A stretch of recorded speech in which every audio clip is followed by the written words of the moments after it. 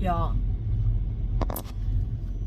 today is day 19 of 365 of being grateful. And I am in... Psst, psst, psst, psst. Hey. No. No, none of that. I'm in California. Psst. No. No. No. Where the speed limit is 70 miles per hour for the general population. But if you're a truck driver, it's 55. Oh my God, dude. Dare I say, okay, and truckers know this, it is the most draining thing for us to sit in a dock and wait to get unloaded if it takes more than 2 hours, okay? Or to like hurry up and wait to get into a dock. Like, you know, you have an appointment, say at 6, and you get there at 5:30 and you don't get into a dock until 10, and then you don't get unloaded until 12, that sort of thing. It is the most draining thing, okay? Dare I say that driving 55 and a 70 in California on the freaking interstates is worse. Oh my God. And like, not even the truck drivers drive the speed limit most of the time. I mean, like, there are people, like there were people behind me that were driving the speed limit, that were following me. I felt like I could have gone into like autonomous mode at that point. Just like let the truck drive itself. Because I was just like, dude. I call it the sightseeing tour. Because literally you're going so slow. And I mean, I'm really being overly dramatic, okay? That you can like look around and just, you know, oh yeah, this is nice. Oh yeah. Oh yeah. Oh, I never saw that before. Oh, okay. I told Greg, I said, I'm about to get my tripod out, set up my camera, and just start filming. Just start filming out here. It was a joke. I don't have a tripod or a camera. I just thought it was funny. Anyway, it is an absolutely beautiful day here. And, you know, I absolutely hate the speed limit. And I forget. And this is not a lie. I come to California and I'm always so excited. I do, 2 states are like this with me. Okay, one is Texas and one is California. I always get so excited to go to Texas, okay? Because it's not very often that I get to Texas, right? Until I get there. And then I'm like, dude, I freaking hate coming to Texas. Why do I always get so freaking excited to come here? I hate coming here. It's so exhausting. I think I've since gotten over it. I don't know. I'll let you know next time I go to Texas if I've gotten over it. I think I have. But if I get to go to Laredo, it's on. Like, I don't even care how hard it is driving through the state of Texas. I love it. Or even like going on 40 through Texas at the top little block part of Texas. I love doing that. But like everywhere else is just, it's a struggle. And I think it's mostly just the traffic. Because, and the crazy loop-de-loos, and the fact that you have to cross 4 lanes of traffic in a quarter-mile distance to get from one interstate to the next one where you're crossing. Like, it's ridiculous. It's crazy. And then all the construction, it's just like never ending. But anyway, I digress. Coming to California, I always get so excited. I'm like, oh yeah, I get to go to Cali, And then I get here and I'm like, oh, it's 55 miles per hour in the entire freaking state. Not just on one interstate, no. Not just on the major interstates, no. Not just on the back highways, no. The entire freaking state. The entire state. 55. Of course, it's probably less in other places, you know. anyway, it took, like, I wanted to go further. And when I calculate, and this is something else too, I will calculate my ETA time based off of, 55 miles per hour is drive time. Well, when you're actually driving 55, you should calculate it at 40 miles per hour. So, oh my gosh, it takes 5 hours to drive 200 miles instead of 3 hours. It's just exhausting. It's so exhausting. And that calculation may not be right. It's my brain is so like. Anyway, what am I grateful for about this 55 miles per hour?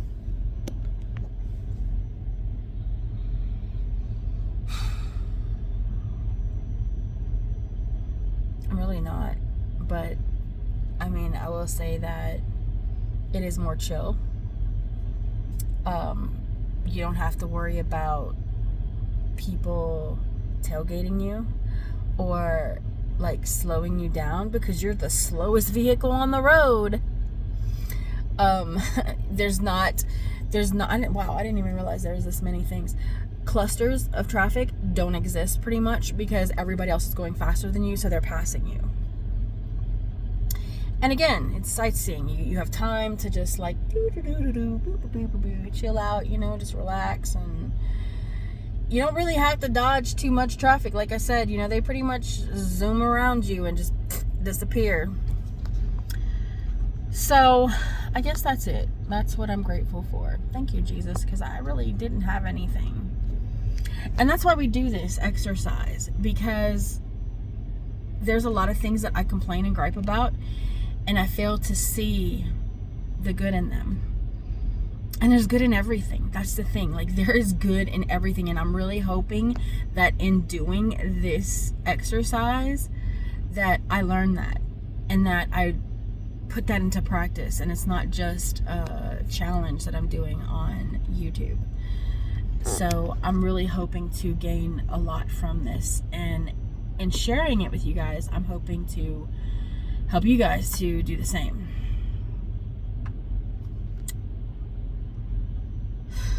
Because I do actually genuinely care about you guys. I know I had a meltdown the other day, and I was just feeling so defeated and alone in everything, because I'm always alone in everything, and it's just, normally I deal with it. Normally it doesn't get to me. But that day, the one person that I felt like I could count on deserted me, and it just sent me spiraling. And now it's like, I don't know who to trust anymore. Like, I trust literally no one. I have no one that I can trust. And like, the very few people that I did have to trust now, like, even though they've never done anything to disturb that trust, now I'm questioning even that. But I'm working on myself this year, and I still have so much to do, so much to learn, and so much to get over. I don't think I'll ever get over that part. I don't honestly want to.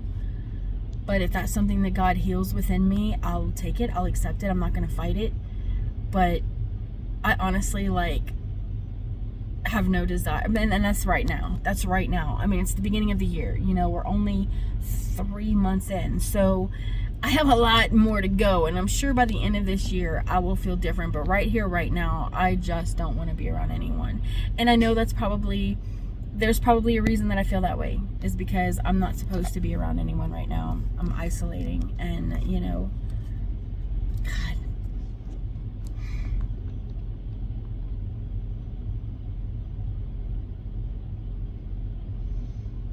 I was talking to Jesus earlier, and I know I'm getting off track a little bit, but I just feel like I need to share this.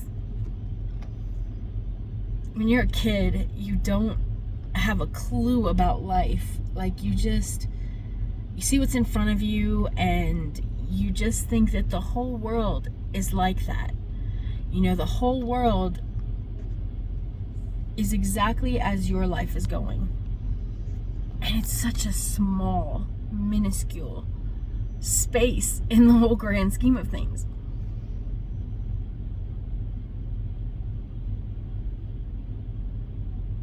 I'm really glad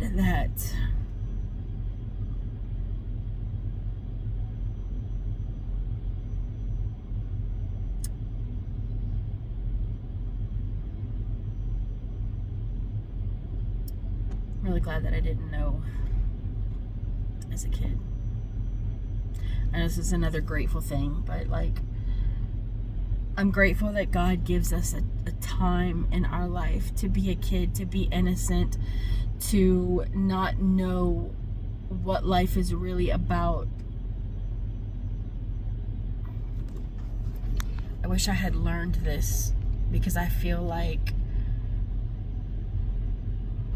I exposed my kids to too much too soon, because I was like, man, all I cared about was them being prepared for the real world, so nothing would slap them upside the head.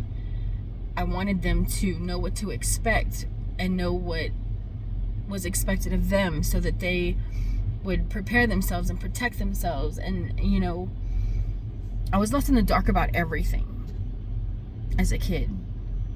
So I literally had to learn everything the hard way and on my own. And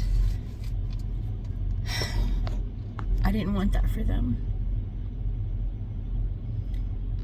I'm so grateful that I had that time in my life that I didn't have a clue what the world was really like. And I was able to live in that fantasy world and just be happy and go, just happy-go-lucky and just carefree and just be, because that doesn't exist anymore. It doesn't exist anymore.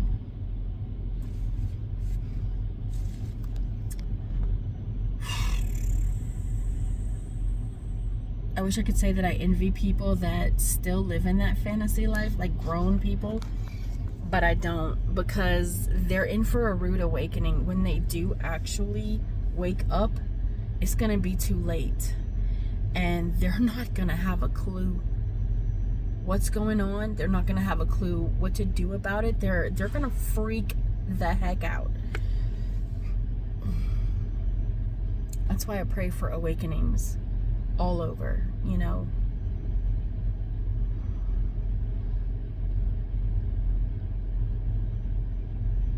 I'm really getting off topic, but earlier there was somebody complaining how people are still asleep, and they need to wake up. They just don't wake up because they're lazy or whatever. And that may be true, but I truly believe that the devil is so good at what he does, and I truly believe that the majority of people out here are asleep because they are so deceived, not because they choose it. I mean, I do believe that there are some people that just don't care, that don't believe in any of it. I do believe that there's some people that are just lazy or scared, and they just would rather follow the masses because they think it's the safe route. They think that they're gonna be spared, when that couldn't be further from the truth. And I told them, I was like, what's the point in waking them up? What's the point in and the main reason I was asking this question was because why complain about it? Why complain about it? You're not doing anything about it. So why are you bitching about them not being awake? Because I told them, I was like, what's the point of being awake if nobody's doing anything about it? Nobody's trying to stop the system from happening. Everybody's just sitting here oh, I'm aware, I'm awake. Okay, nobody's doing anything about it, including me. I wish I knew what to do about it. If I knew what to do about it, I would start that whole movement, but I have no clue other than putting God in charge of it, because it's literally a spiritual battle. And I believe that we are so far into this system, this dystopian system that they talk about, that literally God is our only hope. It is time. These people that are waking up, all of you people that are waking up, you know what you need to do? Get on your knees. Get on your knees and pray. And I don't mean that literally, because I know there's people that I don't even get on my literal knees. But when I say get on your knees, I'm talking about get in a relationship with God, spend time with him, get in the Bible. I probably should physically get on my knees more. I really should, because I know that the few times that I have gotten on my knees, it was very powerful. Like when I actually bow down to God and like submit physically, it's incredible. So I really need to start doing that. But yeah, we need to start bringing forth the power of God. You know, that's what we need to do, because this is a spiritual battle, and it is no joke. It is no freaking joke. So anyway, I know that went off on a way long tangent, and I don't apologize for it, because I feel like, you know, sometimes that it's needed. But yeah, that's what I'm grateful for. I'll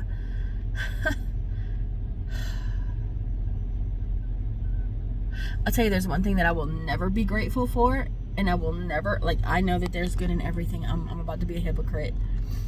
Is motorcycles splitting the lanes in California.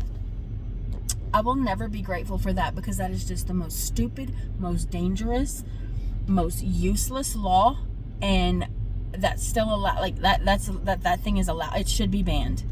It absolutely should be banned. Anyway,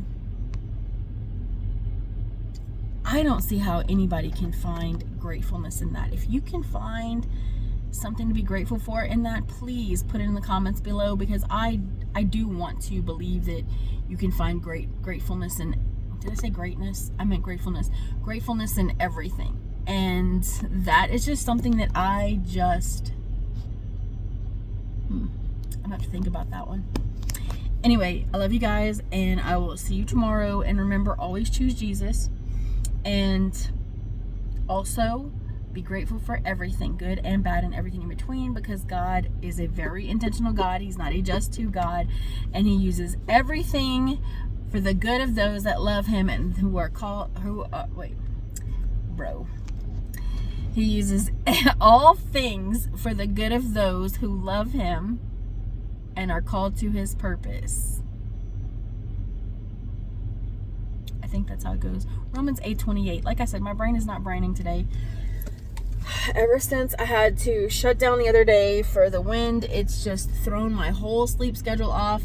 I'm gonna have to get up at 2 in the morning, which is 4 in the morning Central Time, and it's just, I don't usually get up that early. I'm exhausted. Because it's not the getting up part, it's the going to sleep in the evening that early. Like, it is so hard for me to go to sleep that early. Like, it's hard for me to go to sleep before 10 o'clock at night. So anyway, that's it. I'm not gonna ramble anymore. I love you guys. See you tomorrow.